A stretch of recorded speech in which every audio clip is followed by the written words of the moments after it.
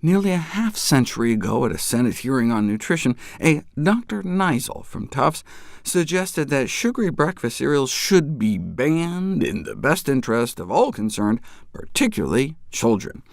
Perhaps not surprisingly, since he was a professor of dental medicine. A dozen different foods and beverages were ranked for their cariogenic potential, their cavity-causing potential, by implanting electrodes in the mouths of study subjects to measure the amount of acid produced in the plaque between their teeth after eating a variety of different things. And the two breakfast cereals they tested topped the charts. If you drink some sugar water, the pH on your teeth plunges within minutes into the acidic danger zone and stays there for an hour, eating away at our teeth. Caramel is worse. It sticks to your teeth, so it stays longer down deeper into the acid zone. But check out the breakfast cereals. Goes down and stays down even 2 hours later. We've known about the cavity-causing potential of pre-sweetened breakfast cereals for decades. A dozen such cereals were put to the test to measure the level of tooth-dissolving acid produced by the strain of bacteria that causes cavities.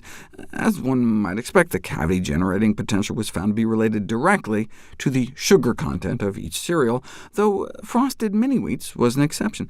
Despite having 40% less sugar than cereals like Fruit Loops or Frosted Flakes, Frosted Mini-Wheats caused the greatest calcium demineralization, ranking second only to the now-defunct powdered donuts in cavity-causing potential. A study of 28 different cereals conclude that unquestionably the sugar concentrations in these 28 cereals was sufficiently high to qualify them as dentally dangerous.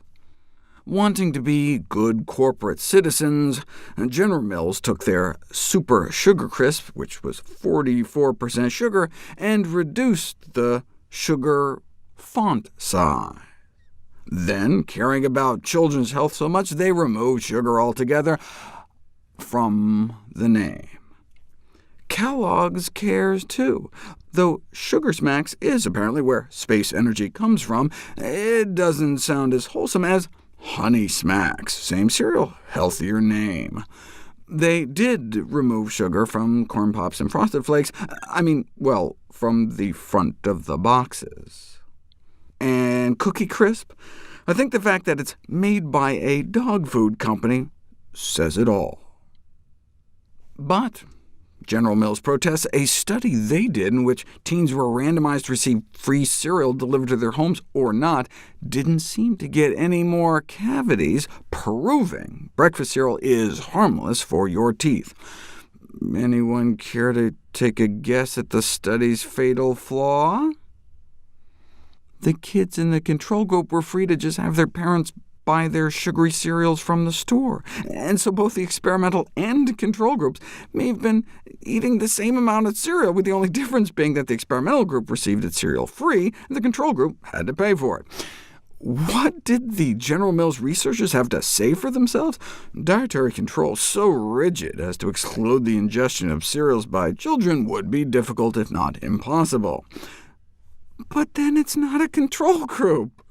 That's like this Kellogg's-funded paper saying, yeah, if we didn't feed kids sugar, then we could virtually eliminate cavities, but this ideal is impractical. So, let's take the middle ground and come up with, Fruit Loops with marshmallows.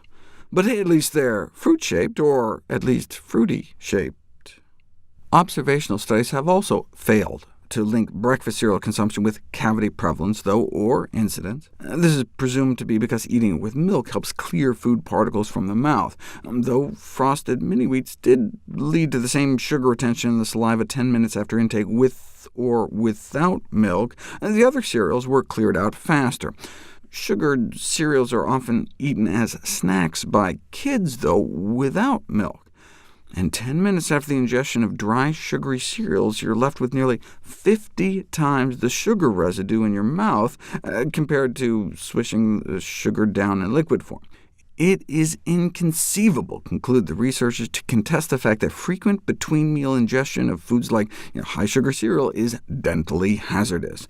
Whether or not mealtime eating of sugared cereals induce cavities is not the point. because kids snack on them between meals, they have a marked potential for dental danger.